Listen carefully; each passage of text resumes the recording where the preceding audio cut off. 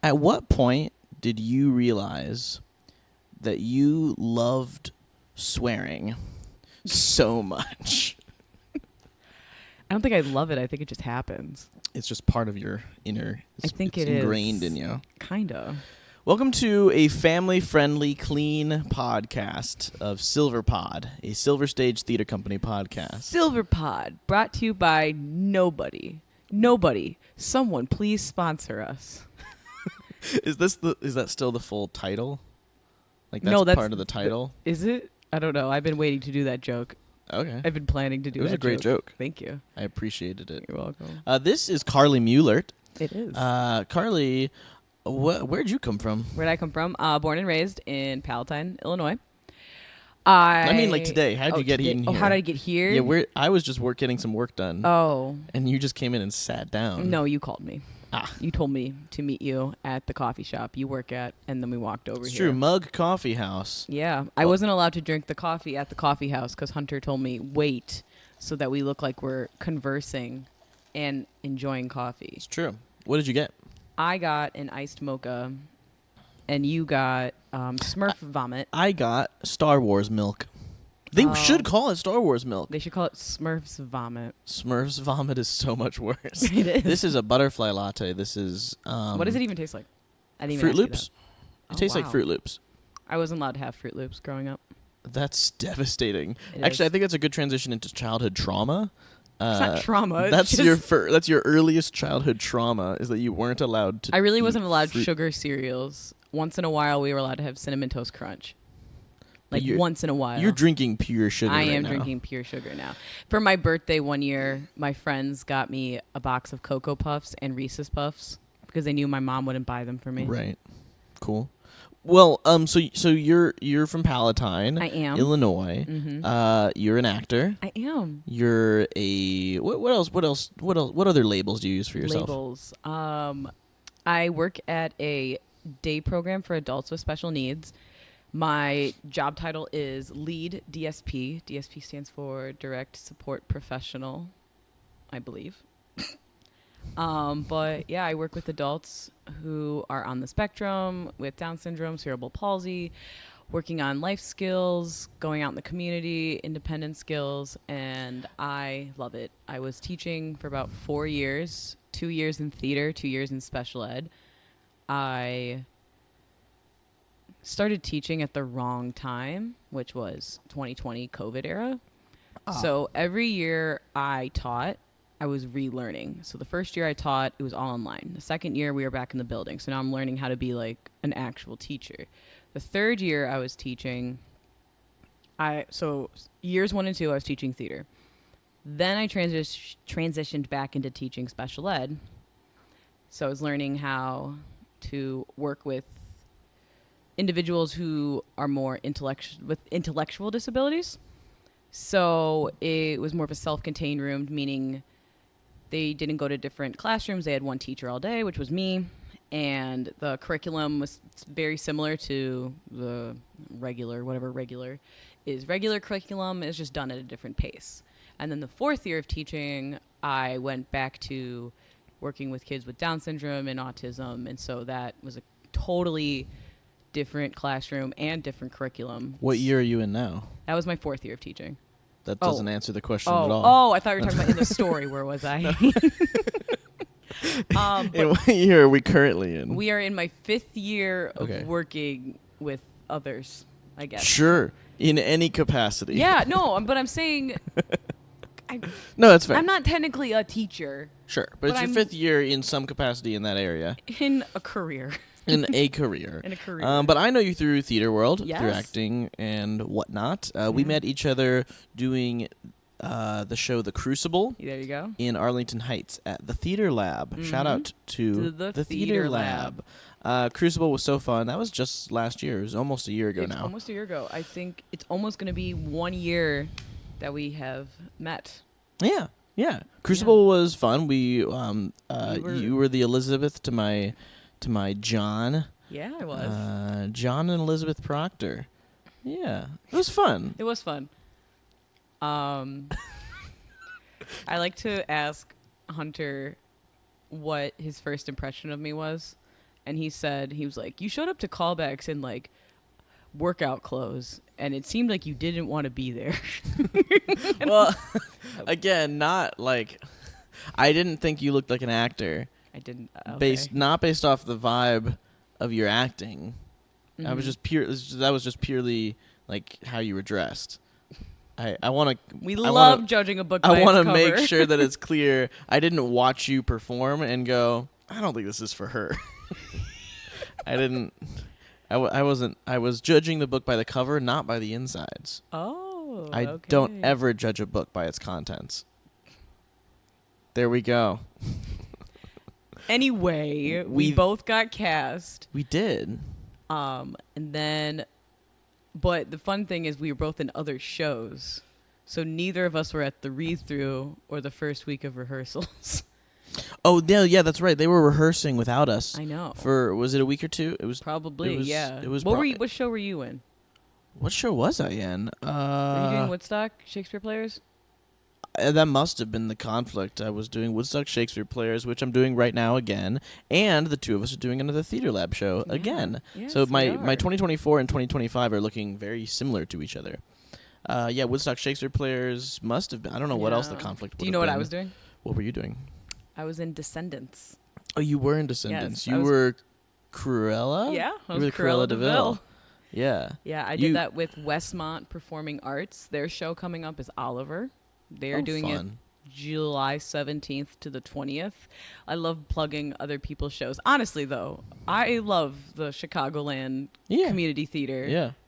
And I plan on doing it forever as long as I can. And I think I've made like a transition out of, at least temporarily, I don't know how long it's going to last, but out of Chicagoland theater and more into like Woodstockland theater.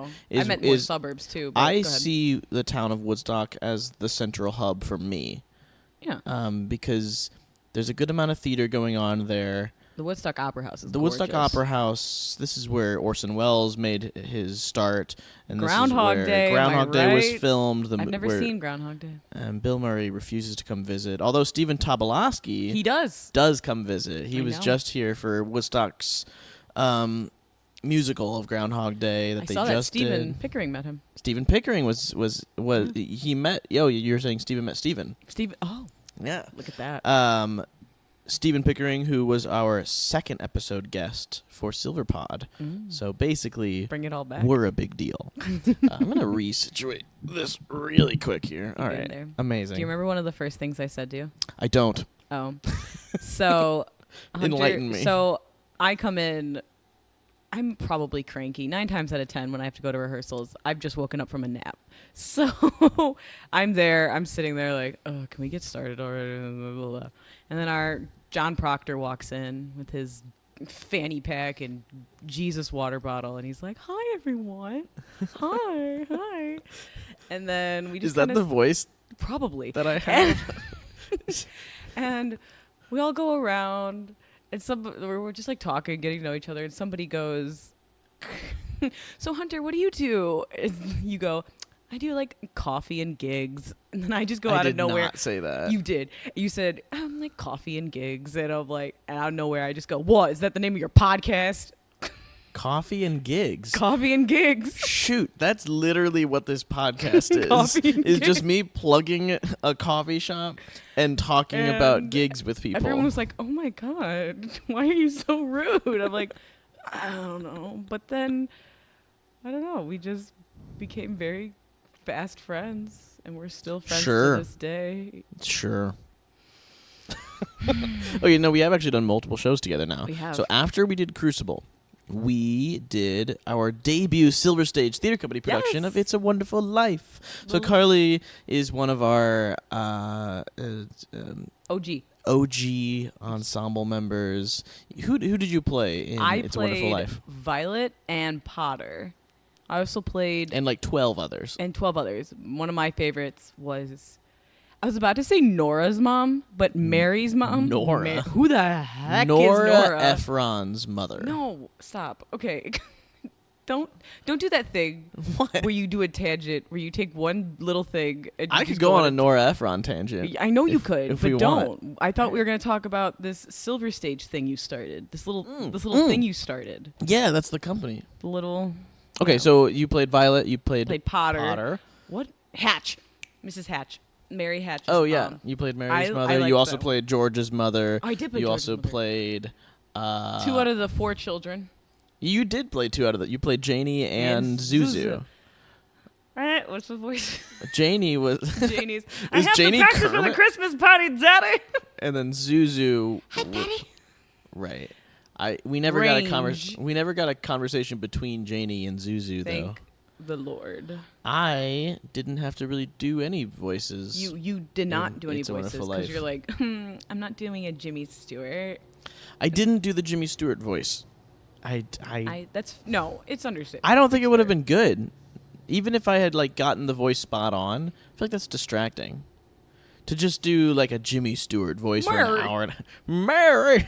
I think you should have done it as Hunter until it went to the words Murray. Has anybody seen my wife? Mary. Probably. Yeah. Great. So we did It's a Wonderful Life. And have we only done those 2 shows together? Why does it feel like we've done more? I guess not. Because we keep hanging out for some reason. Yeah, and we're planning. We got some stuff in the works that I won't reveal today. Yeah, that's a good idea. But we of are doing future Silverstage related things. Yes, and so we are doing another Theater Lab show. We're in Leaving Iowa, which I absolutely love this play. Yeah, I think it is very sweet. It's you're family getting friendly. further and further from the mic. Oh shoot, sorry. Yeah. It's very sweet. It's very family oriented. It's family friendly. It is. I really love this script, Me and too. I'm so glad I finally read it. Oh wait, Hunter comes in one day and goes, "What play are we doing?" to the play that he got offered a role for, and he said yes. Comes in, goes, "Hey, what is this play?" I knew the title, That's and it? I knew the name of my character, and I knew it had something to do with a road trip. But I love the company. I love Theater Lab, so I'm going to do a show with them if I have the opportunity. Theater Lab is such lovely people. John Myers, Patrick Zielinski's, they're all great. What's Rick Zai? Is that his rock band name? I remember this conversation, but I remember loving the name he told us. Patrick Zielinski is the producer at Theater Lab. What's up, Patrick? And he probably would hate that I'm saying this I publicly. love that you're saying But this. I think his like rock star name is Rick Zai or Rick Zylan. Rick Zylan. Rick Zylan. Rick Zylan. Oh, we got to get Rick Zylan out at some point on the Theater Lab stage. Oh, we got to get him on the stage. I thought you wanted him on the pod. I think that'd be fun. I got to get him on the pod too. Got to get him on the pod. Yeah. Got to get him on the pod. When we were testing out logos for SilverPod, one of them was a pea pod, but like grayed out Okay. in like a field of or like a ton of pea pods. So it's like a whole picture of pea pods, and one of them is like gray because of Silverstage. But it was so corny looking. Like the graphic person was like, "No, this is not it." And she gave me like 6 or 7 graphic designs. We ended up going something really just like clear It's not and the coherent. same logo. It's the same. We ended up just using the same picture, but we changed Silverstage to SilverPod. Oh. And we had there's a little O in there. That's a cool picture. Anyway, she sent me like 4 or 5 different design options, and the last one was just a joke. She sent me like an AI, like horrifying picture of like a pea pod with a face. It's like a pea pod like looking at you with like a mustache, and it was awful. Mustaches. Why would anybody ever choose to have a mustache? Carly, anything to say on that subject? Why do you have a mustache, Hunter? How dare you? No, I like it. I'm kidding. Okay. I like it. I'm glad. Thank you. Actually, I do have a question for you. Yeah. What do you want for your birthday? What do I want for my birthday? Hunter, as we're recording this, Hunter's birthday is on Thursday, which June 26th. Mm-hmm. What would you like for your birthday? I will be out of town, so I cannot celebrate. You know what? You go get me some subscribers. To be fair, if you're watching this or listening to it and you see that we're not getting a lot of listeners, we are getting a lot of listeners just specifically in the clips that we post online. Which so if you're watching the full hour conversation of this, you're one of the lucky few that gets all the ins and outs, the deep dirty secrets of Silverstage. But most people are enjoying the clips online. How are the Spotify listens? Spotify listens are good. That's how I listen to it. I like because I do a lot of driving. Yeah. And, yeah. Okay, let's move onwards. Let's talk about. Oh, I didn't answer your question. I don't know. Birthday, cash. I'm not giving you cash. I'm not giving you cash. I've never understood birthdays. Birthdays don't make any sense to me. I don't know. Oh, you're one of those people? I like movies. I got my Criterion collection here, so Criterion movies. I love Criterions. Well, isn't Criterion whatever a person thinks Criterion is? So do you have all of your Criterion movies, or do you need one? These are just the ones I thrift, so I don't go out of Oh. my way to buy any movies. I just thrift, and if I find one that I like, I'm like, purchase. Oh, how about I take you thrifting, and then you just go crazy for an hour, and I will. To be clear, am I going crazy like in the thrift store, like enjoying the shopping, or am I just going crazy for an hour? Pick one store to shop and one store to actually like go crazy in. And like, are you gonna give me cash to go crazy, I'm not. to make a scene? Oh, to make a scene? Are you just tossing this cash Yeah. everywhere? Great, it's a deal. All right, so Sigh. I want to rewind here, Okay. and I want to go back to how the heck you came to be where you are at in your acting life. My acting life. See, because since I've known you, you've done 2 shows, and we're working on a third. Mm-hmm. Have you done any other shows since I've known you that I'm blanking on? After It's a Wonderful Life, I did. Oh yeah, you did Robin Hood. I did Robin You Hood. did Robin Hood. That's so fun. I did some backstage stuff with Parker Players in Barrington, Yeah, Illinois. okay. That was really fun. That was a really good time. So that's what I know you from. Mm-hmm. But let's go back. Give us the breakdown. I How started did this lead to acting this? around when I was 6. Yeah. I was doing commercials. I was modeling. At 6? Yeah. I was Ooh. doing like American Girl, Kohl's, Carson, Peary Scott, which is not a thing anymore. Carson's. Okay. I think Macy's, mostly American Girl. I was doing commercials. I did 4 commercials in my career. My first commercial was a Panera Bread commercial. I got to eat peanut butter and jelly all day. That was fantastic. Were there other kids, or were you the Yes, only so kid? it was a family. Was it I was one of the daughters. And you were just chomping on. I was eating so much peanut butter and jelly. On peanut It was butter and jelly. Does great. Panera Bread even have peanut butter and jelly? On the kids. Yeah, on the kids. Or do they cancel the meant- item because the commercial did so badly? The commercial did fabulous. What are you talking about? All right, so you were Um, family member number 4. 3. Number Actually, I'm 3. trying to think. I think I probably was the youngest Okay. in that little commercial. I was in kindergarten. That was yeah. your first one? Yeah, that was my first one. Okay, fun. Second one was a Shark vacuum cleaner commercial. Shark Like- vacuum cleaner. Shark. Do you remember That the brand? The brand. Yeah. Okay. And then the third one was a Walmart commercial.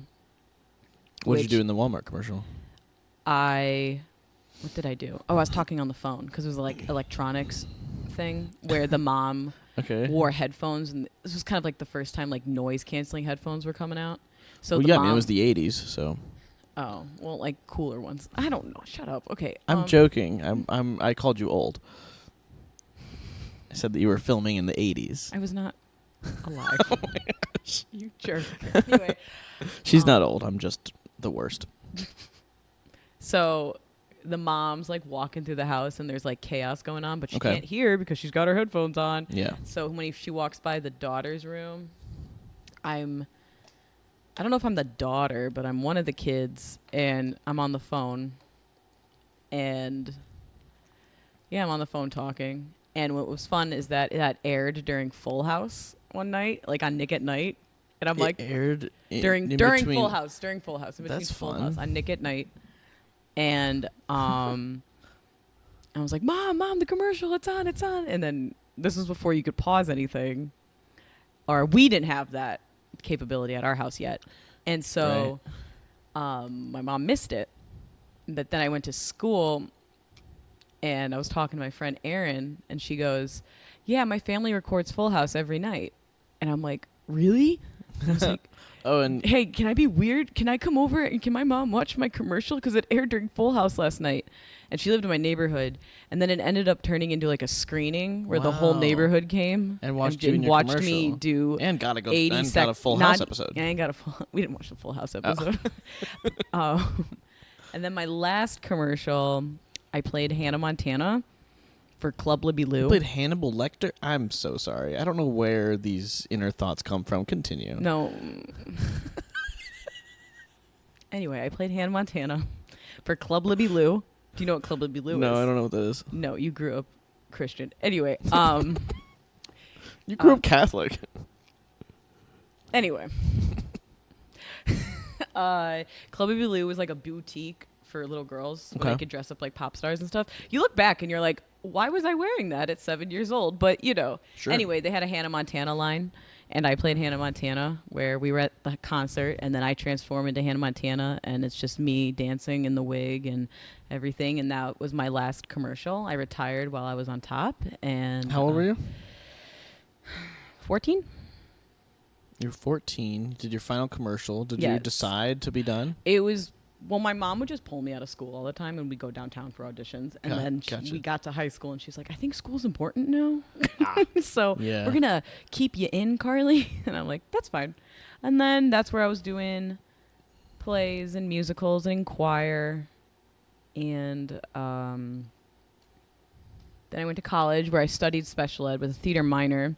And I was auditioning for the shows and was not getting in until my senior year of college. I ended up making the musical and the play, Ooh. which was exciting.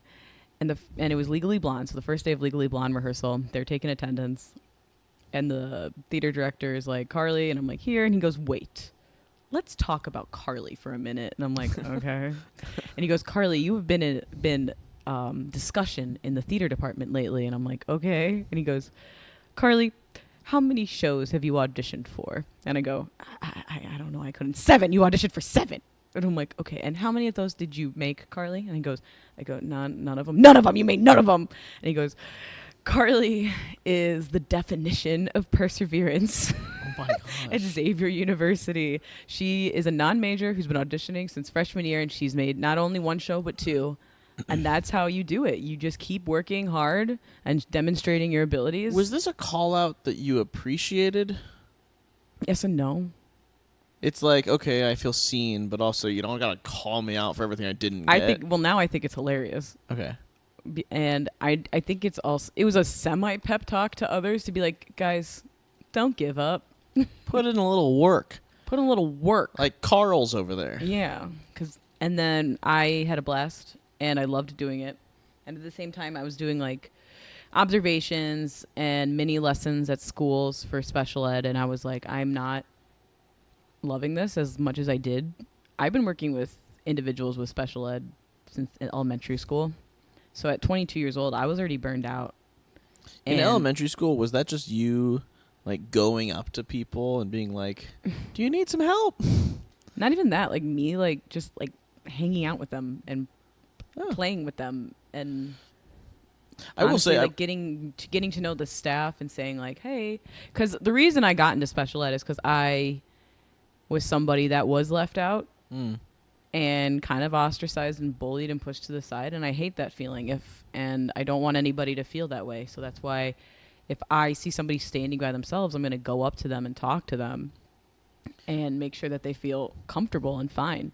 I've always appreciated that when I have kind of seen you in your element, it's like, and then when I hear you talk about it as well, it's very much I'm talking to a person the same way I'm going to talk to anybody. Oh, yeah, 100%. You don't alter the way you talk to people, which is really cool. I've always appreciated that. I think that's probably a pivotal reason that it works, that part of your career works so well because the people you're working with can sense that. I love it. Thank you. I appreciate There that. you go. And so, like I said, I've been working. Actually, fun fact: the kid that I would play with in elementary school, Yeah. He now does like rec therapy at the place. Rec therapy. Like recreational Recreation, not therapy. reckless. Not going to a Not like breaking smash stuff. room and Smash no, he does rooms? recreational therapy at the place that I work at. Okay. So the fact that we hung out in elementary school and now I get to see him thriving too, and we're both. Yeah, that's cool. It's insane. And like everyone's like, "How do you remember people?" I'm like, I remember everything. Okay.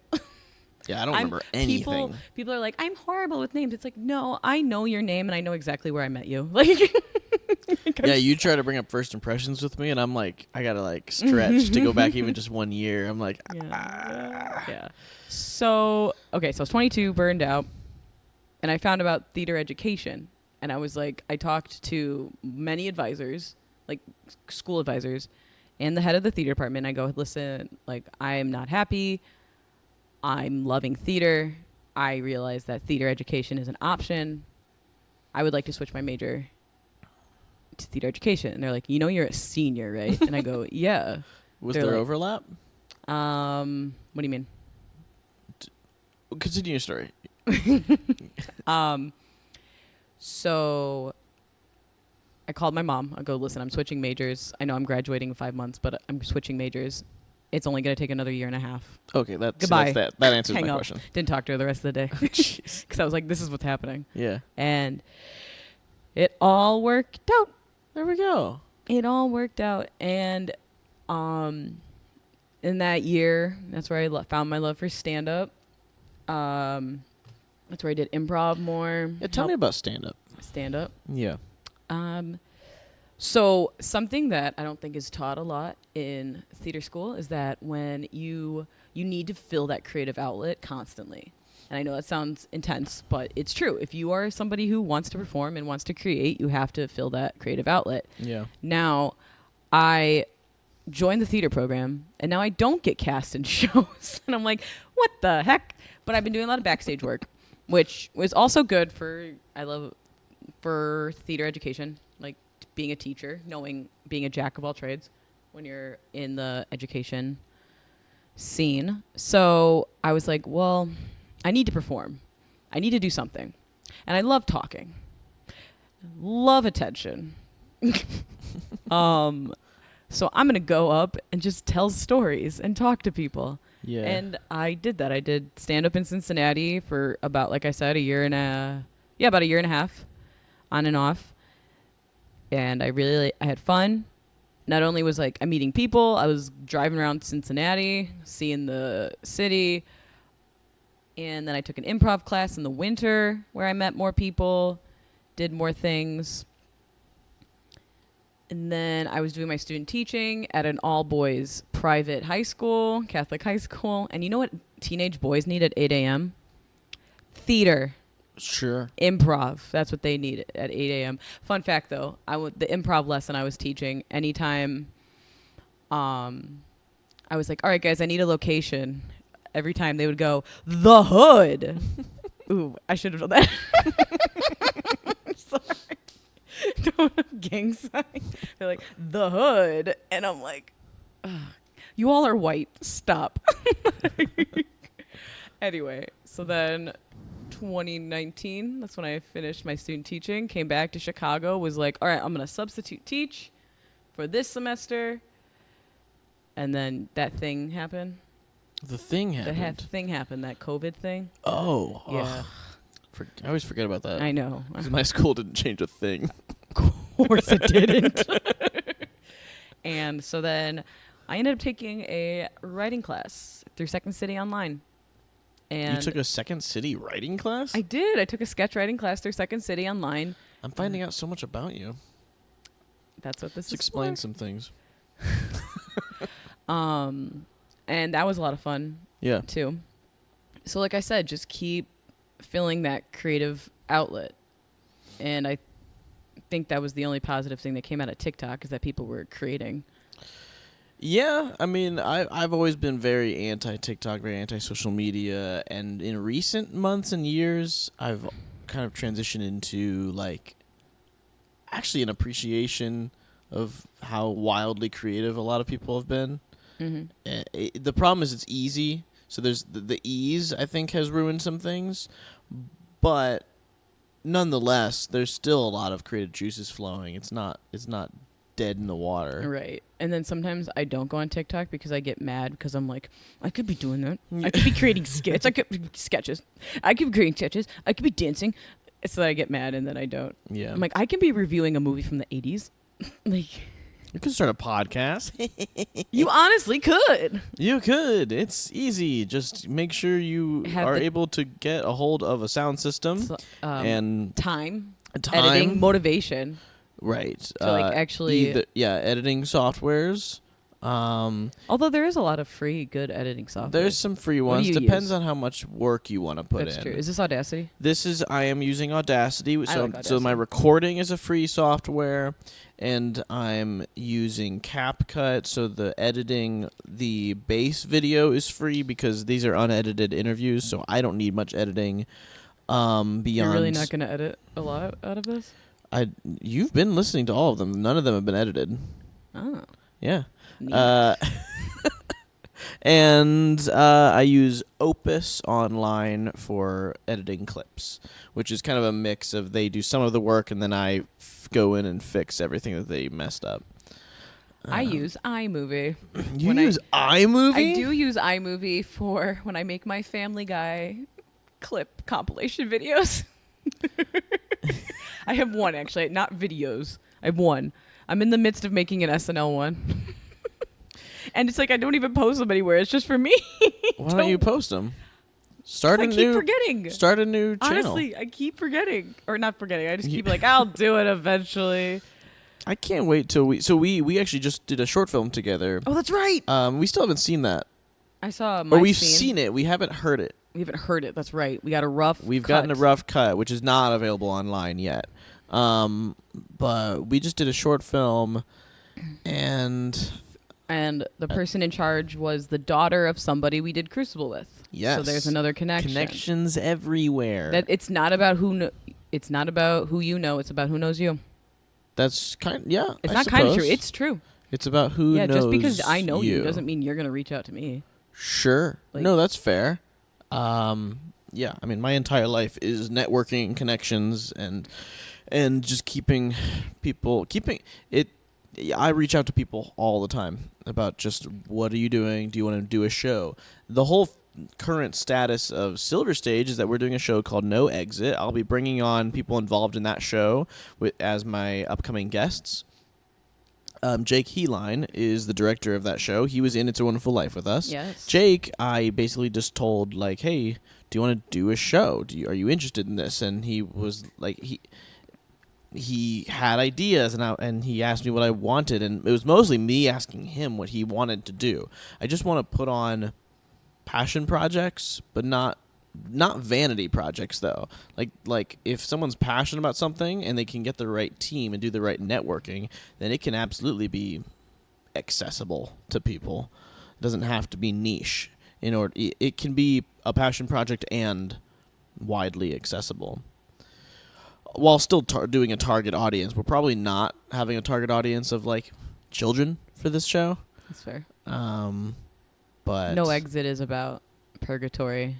Not for the children. It's purgatory. I wouldn't use the word purgatory. I really okay. wouldn't. But we'll get into it. We'll have multiple No Exit conversations. It'll be good. Don't listen to this fool. She's not involved in No Exit. How dare you? How dare I help you try to promote? How dare you help me promote anything? Anyway, lovely. So you switched your degree. That was in 2022? 2020. That was in 2020, right? COVID. And then ever since then, you've been living, you moved back home. Mm-hmm. You did your writing class. Yeah. Tell me about your gigs since then. My gigs. Tell me about your coffee and gigs. My coffee and gigs. I love coffee so much. So much. Let's see. What was like the first show I did post-pandemic? Let's see. I think I did Little Red Riding Hood, the real story of Little Red Riding Hood. I do a lot of family-friendly stuff out in Palatine, too. You do a lot of what? Family-friendly theater. You're there to scar the children. No. Anyway.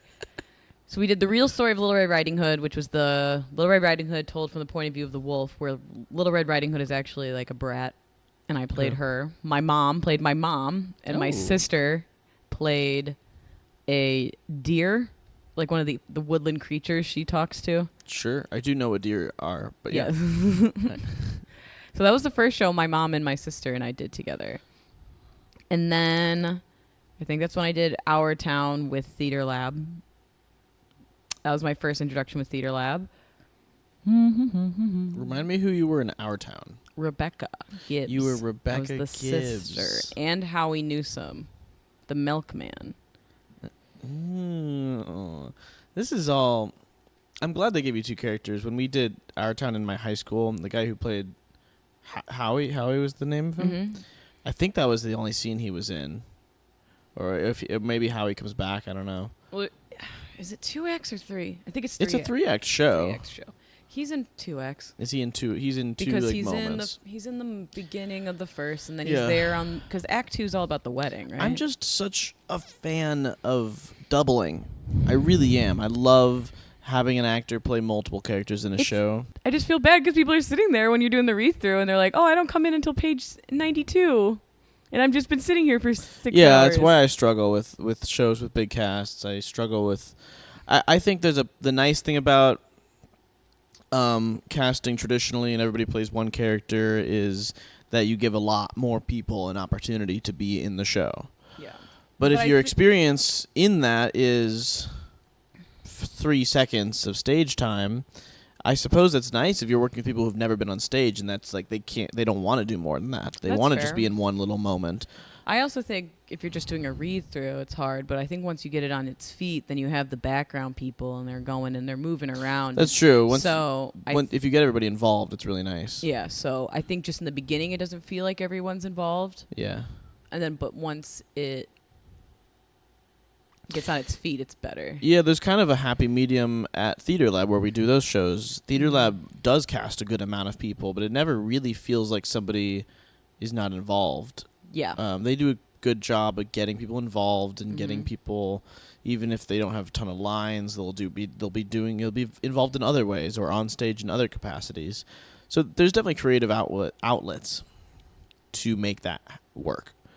I know for myself, our debut Silverstage show was It's a Wonderful Life with 45 characters and 5 actors. Heck yeah. That's my jam. I don't want an actor to have even 2 seconds of a break. I want everybody moving. You don't get to drink water. I want everybody Who do you think moving at all times. Yeah, mid performance somebody goes to get a drink, I'm like, "What are you doing?" What are you doing? So that's why are you sitting? Right. Why are you sitting down? When I do online Zoom script readings with actors. Again, networking, just keeping the connections alive, keeping the theater feeling alive. You need to play characters, and Zoom script readings is an easy way to do that with people who live really far away from each other. But my goal in those is to narrow down to as few actors as possible. Unless I really have multiple people that are fitting it, and then I'll adapt as it comes. But I'm doing Shakespeare readings with 8 or 9 actors playing all these. These Shakespeare scripts have so many characters sometimes, and I'm doing unabridged versions of them. It's fun. It's fun doubling up, and I do my little breakdowns and who's playing who. The current one we're doing of King Lear, which we'll eventually do the current. We did Act 1 and then never did Act 2. We've been trying to reschedule it. Rescheduling is hard when the first one doesn't pan out. But anyway, you're playing 4 characters or 3? I think 3. I know I played the youngest daughter.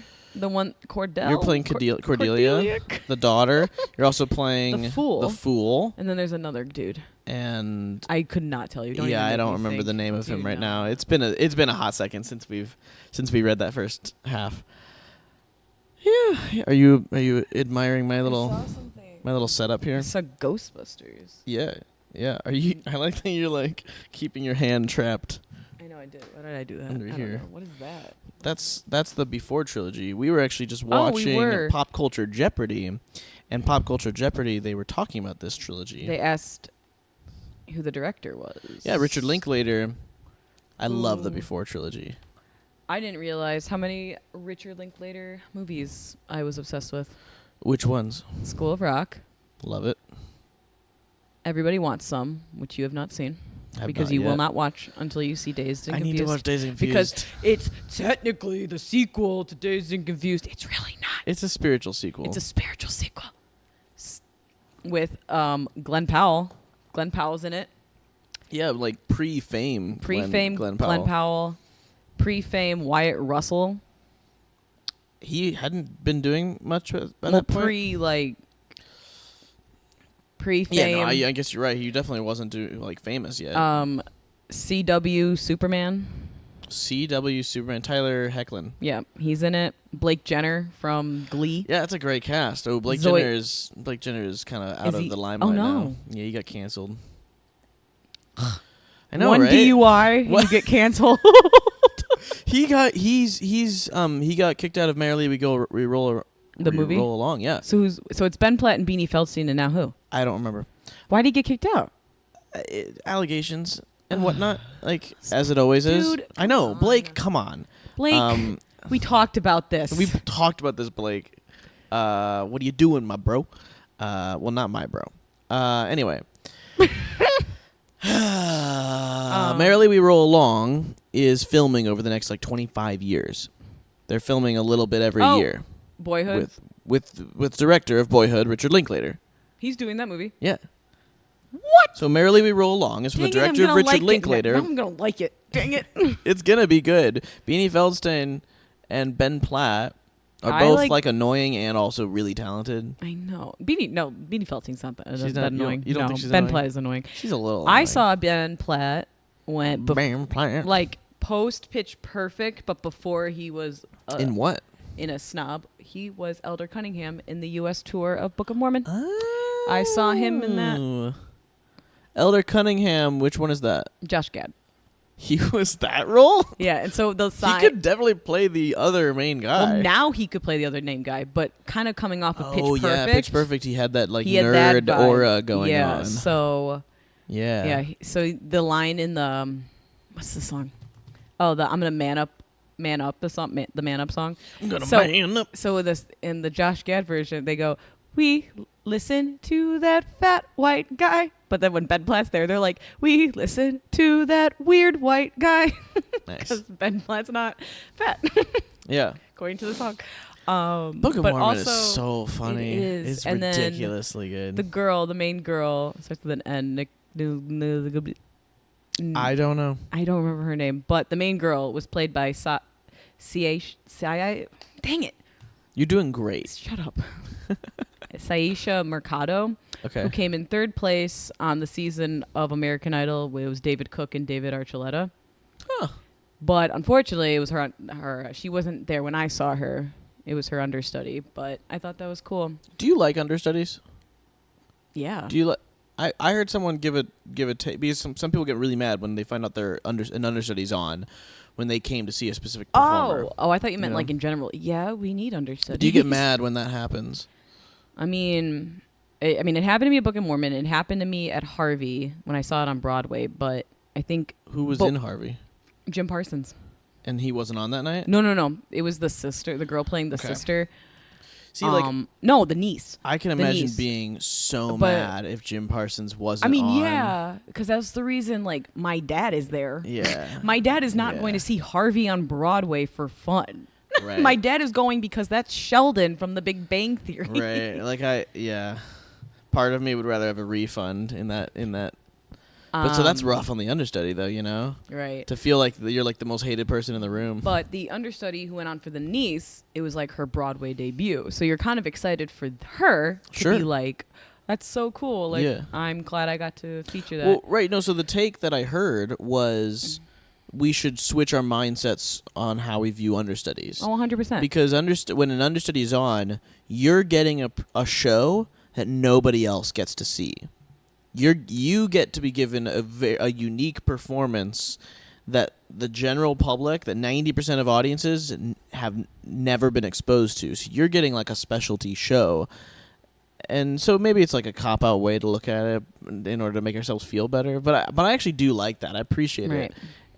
And being an understudy, by the way, is so fun. It is. It's a good time. I've actually never been one, so I can't say that. I mean, I was an understudy for a couple shows in college, and then when I did All My Sons at the Warehouse Theater in Chicago, I got to understudy for Frank and Bert. Bert's the 8-year-old, by the way, and I thought you played the 8-year-old. Yeah, I was the understudy, so I performed once. Oh, okay. So I understudied for Frank and Bert. It's the same performance. The actor plays both characters, and it was so fun. I only showed up to like 3 rehearsals. I think I ran the show once with the cast, and then I performed in front of an audience. It was so fast. That's awesome. And it was so spontaneous. And the actor that I was understudying for was so good. And I didn't feel like a need to go make it my own character when the cast was already used to him, and all of his actor choices were just phenomenal. So it's kind of just like a setting an ego aside and just essentially doing what the actor's already doing was a blast. Where are you at right now? What do you mean? You're like... I am. Leave me alone. What are we talking about? Theater. There's a camera. Wait, let's go back. Understudies. Jim Parsons. Broadway. Ben Platt. Pitch Perfect. Yeah, so we're talking about, Merrily We Roll Along. Richard Linklater, back to the book later. Before we ever got into Richard Linklater. We were talking about Everybody Wants Some and all like the pre-people who before like were on one of the guys. Yeah. You really rewound there. I did. One of the guys played Philip on Broadway in Hamilton. I forgot his name. Anthony Ramos. No, it wasn't him. I would have said Anthony Ramos.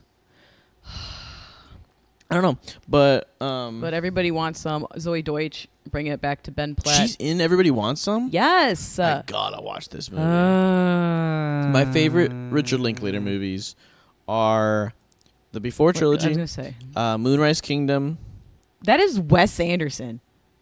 Oh yeah. Oh my God! Wait, no, fake. It's hipster, not because I mixed them up. It's movie. Because Wes Anderson's on the brain, and I almost just started ranting about all of Wes Anderson's movies. But saying it was Richard Linklater. But using the word Richard Linklater. Do I have any? I just have Life Aquatic and Royal Tenenbaums. Is Life Aquatic the one with Willem Dafoe and the hat and the sweater? I don't remember. I need to go back. Early Wes Anderson movies I haven't seen in a bit. But the later ones I have seen a couple times now. Moonrise Kingdom and Fantastic Mr. Fox are phenomenal. Isle of Dogs. Isle of Dogs is good. I love Isle of Dogs. Jeff Goldblum. So you hear the rumor? The rumor. The cutest dog is the Bill Murray dog. Yeah. So I saw that movie in college when I was in Cincinnati, and there's the part where they send the girl back to the United States, and they're like, we're sending you back to your hometown, Cincinnati, Ohio. And the theater erupted with laughter. Wow. And it's like, oh, yeah, Cincinnati sucks. No, it doesn't. Ohio sucks. But you either love the fact from your Ohio or you're getting out of there as fast as you can. I like Ohio. Yeah, you can, but you're not from Ohio. I lived there for 4 years. I said... I know. So I'm not from Ohio, but I do really enjoy it. I really loved being there. I was in Cedarville next to Yellow Springs. Yellow Springs, the hometown of Dave Chappelle, who I did run into one time. How'd that go? I didn't say anything. As you shouldn't. I left him alone, and I was proud of that and regretted it so fast. In the moment, I was like, I'm going to leave Dave alone. And then as I'm watching him walk away, I'm like, Dave, do you... And he's like, what do you want, little girl? Oh, Dave Chappelle is so funny. My favorite, in one of his specials, he talks about going to like a dive bar in the middle of nowhere, Ohio. Yeah, I know what you're talking about. And he's like, I'll pay the tab for the whole bar. And the bartender goes, Mr. Chappelle, are you sure? It's $60.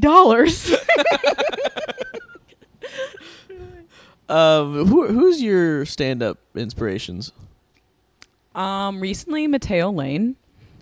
He is from Chicago. He's Italian, a half Mexican comedian. He kind of summed up my comedy in his most recent special. He was like talking about how some comedians have like a through line, a story. They talk about their trauma. But for me, it's like I'm catching up with a friend at brunch. And I'm like, that is mine kind of stand up. I just want to catch up with you, and I just want to tell you my thoughts and what's going on in my life. I don't want to tell you my whole life story right now. You don't want to spill the trauma at stand up. Don't think I have any. You don't think you have any trauma? No. That's cool. That It sounds is. nice. It is nice. What's that I also like? don't have any debt. You don't have any debt or trauma. No. Yeah, you're everybody's least favorite stand-up comedian if you go there. I know. I'm like happy. Yeah, it's like you should probably not let that be the focus then, because people aren't going to relate. Exactly. Yeah. So, what? Okay. And so Mateo that was my recent is one. one of them.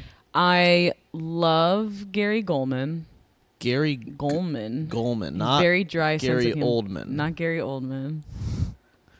You're giving off a Gary Oldman vibe. Right I now. give off a Gary Oldman vibe. The hair and the mustache with the glasses. Who did he play? He played Winston Churchill. No, now you lost it. You 100% just lost it. Anyway. That was basically his Winston Churchill. And he won an Oscar for that. And so will I for today's performance. Yeah, I like Hannibal Gary Buress. Goldman. Who's Gary Goldman? Gary Goldman. He's this really tall guy. Does very dry sense of humor. He's clean. Probably drink some water. He's Also, clean? He's clean. Like clean, not really like swearing How or do getting you- too raunchy. Anyway. Like, yeah. Hannibal Buress I like because he just says whatever he wants. Yeah. But not like in a bad way. Like he was like the other one of his things were like, I have weird aspirations in life. Like I want to kick a pigeon. Like Do you like Nate Bargatze? I do like Nate Bargatze. He's so sweet. He is so sweet. He makes me want to become a better person. Oh, that's nice. Yeah, love Nate. Who other comedians do you like?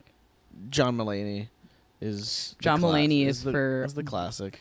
for boys who are too scared to listen to Joe Rogan. I don't think they have almost any similarities That's what I'm to saying. each other. No, that's what I'm saying. I don't understand John that connection Mulaney at all. is for boys who are scared to listen to Joe Rogan, so they listen to John Mulaney because Okay. yeah. Sure. Well, John Mulaney's like, your son would like me if he doesn't do sports. Yeah. Yeah. John Mulaney's the best. Bo Burnham is fantastic, although he's barely considered stand-up, I suppose.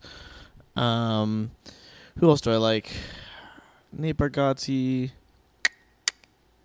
I like Chad Daniels. He's not that well known. Chad I've met him Daniels. twice. Fun. When I did, I went to Cincinnati has a comedy festival called Brouhaha, and he was there, and I was hanging out with the right group of comedians who also knew him.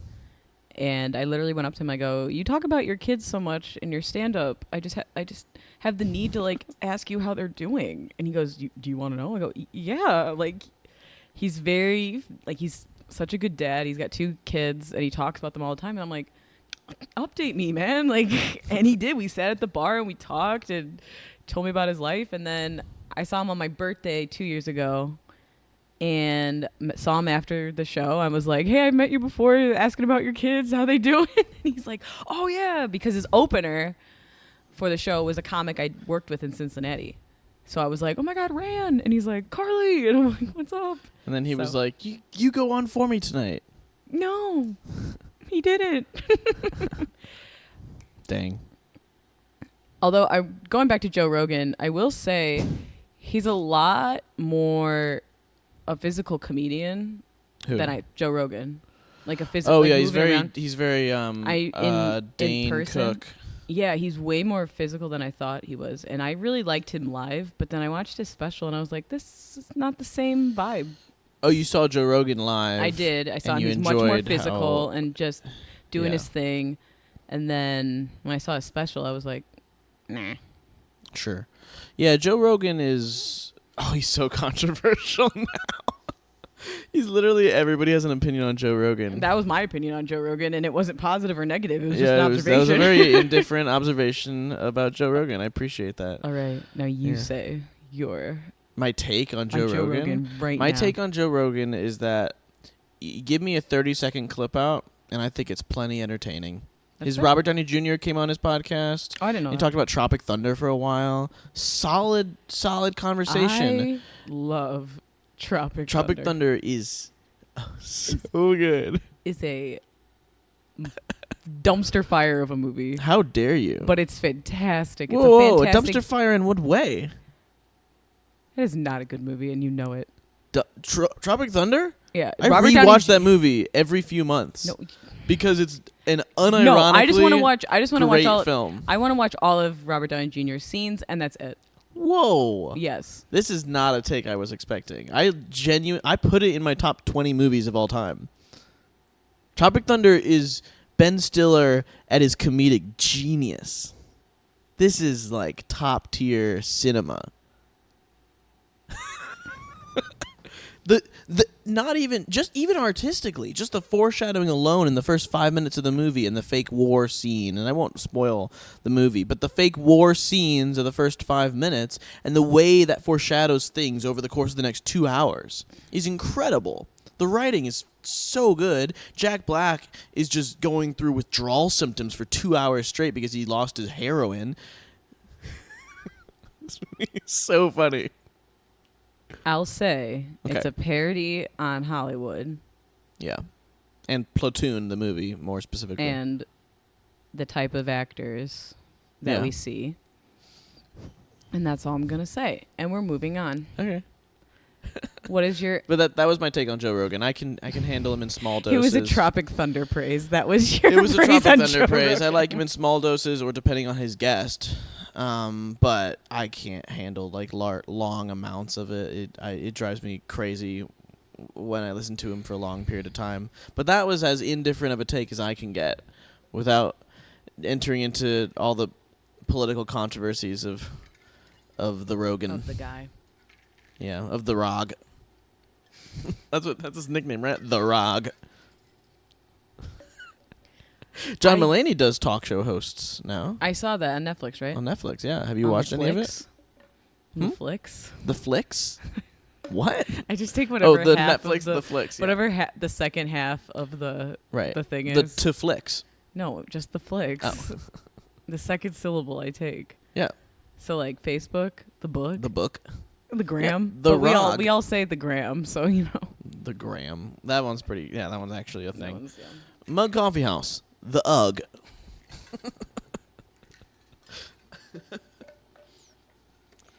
Yeah, what fun. Well, we've talked about numerous things I don't with even very little remember. cohesion. What? I don't even remember what we've talked about. We've had talked very- about theater and Right. comedy. Yeah, let's close out today by going into some conversation that I'd love to bring up with all our guests, and I'm curious if you're. She's staring at the camera because she knows what I'm about to bring up because she has listened to some of the podcasts. I'm curious if you're just going to have a non-answer because apparently you have no trauma in your life. I'm curious what on the topic of religion. So I'm curious what role religion has played in your life and how it's affected yourself as an actor or how it's not or lack thereof as well. So I don't think it's affected my life as an actor, Okay. but it has confused me so much. Okay. Because I was raised Catholic. I was baptized, confirmed, and communioned, and all that jazz. Yeah. For a while, the Mulert family were Creasters, where we would only go on Christmas and Easter. Gotcha. Right. And then it kind of became like, if you go, you go. If you don't, you don't. And I do believe there is a higher power, because there has to be. Like, you have to put your faith in something. I don't know. Don't make me answer this. I'm so lost. You don't have to answer it. I'm nervous. Yeah.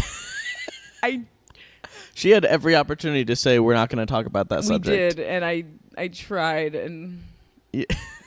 Would you call yourself agnostic currently?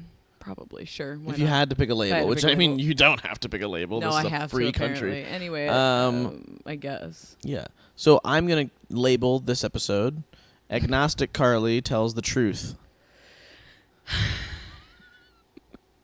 Or Carl's. I still want to make Carl's happen. I still Carl's think has happened. People have called me Carl's. Okay. That's Nobody good. is stopping you from calling me Carl's. Great. Thank you, Carl's, for coming on the podcast. Thank you. It's been for having me, Hunter. it's been wonderful. It really has. I think I'm curious about people's past, and I'm curious about the way religion has affected them, because religion is a big part of my life. I'm curious about a lot of things, and I'm curious of where people came from and how the heck they landed where they are.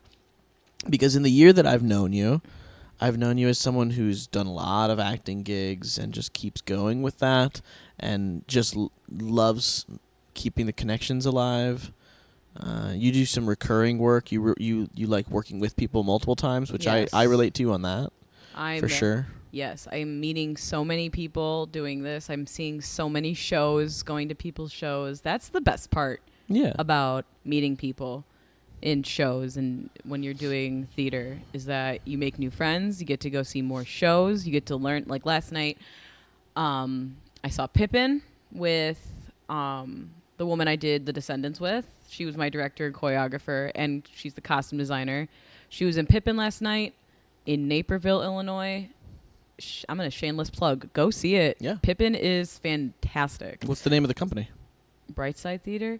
Actually, I don't know when this will be posted. They have one more weekend. So wait, today's the It'll go up pretty quick. 21st. Yeah, this is I'll put this one up almost right away. Okay, so today's 21st. They have one more weekend after this weekend, and Great. Well, to add on to the shameless plugs, come see the two of us Yes. in Leaving Iowa, Leaving performing Iowa. August 15th through 17th in Arlington Heights, Illinois, with the Theater Lab. yes, not Metropolis though. We're at Forest View Academy, because sometimes when I say Arlington Forest Heights, View Educational Center. yes.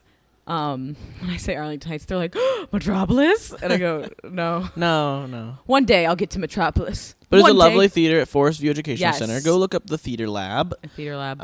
It's in the title. They love experimentation. They love just like working with people who have acted a ton and people who have not acted a ton, and just throwing everything together and having a fun little extravaganza. Leaving Iowa. It's a fun Leaving show. Iowa. All right. Thank you. I had so much fun. No, I had so much fun. Okay. This I'm out.